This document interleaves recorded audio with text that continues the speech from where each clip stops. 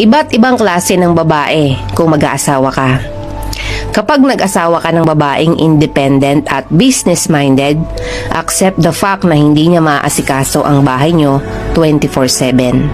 Kapag gusto mo naman sa babae ay inaasikaso ka full-time, accept the fact na hindi siya kumikita ng sarili niyang pera at may time na mapapabayaan ang kanyang sarili, kakaintindi sa'yo at sa anak niyo.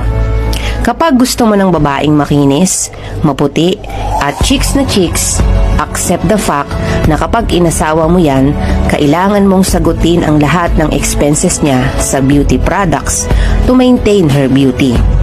Kapag gusto mo ng babae na hindi ka bubungangaan, make sure na itatrato mo siya ng tama at tutulungan sa mga gawain.